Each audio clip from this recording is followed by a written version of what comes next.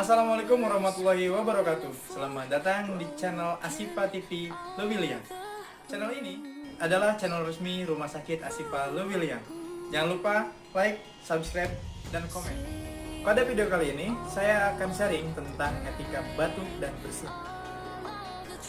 Batuk atau bersin biasanya mengeluarkan percikan ludah atau yang biasa kita sebut droplet.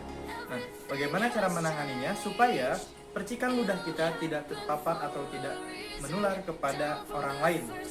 Berikut adalah etika batuk dan bersin. Pada saat Anda batuk dan bersin, selalu gunakan masker. Masker ini mampu menahan droplet supaya tidak menyebar ke orang lain atau terbang melalui udara. Cara penggunaan masker harus selalu dilihat. Di sini ada bagian kawat. Nah, kawat ini untuk mengikuti lekuk bagian hidung. Selanjutnya, karetnya dikaitkan atau jika Anda menggunakan yang tali, ikatkan ke bagian belakang.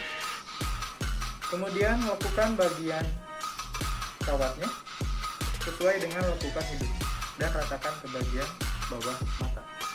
Tarik ke bagian bawah supaya membuka. Maka area mulut Anda akan tertutup pada saat bersin atau batuk.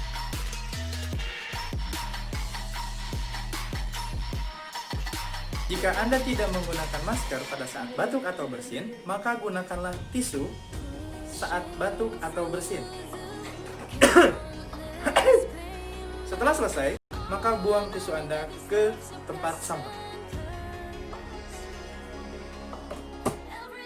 Selanjutnya, jika Anda tidak menggunakan masker atau tidak ada tisu, maka gunakan lengan bagian dalam.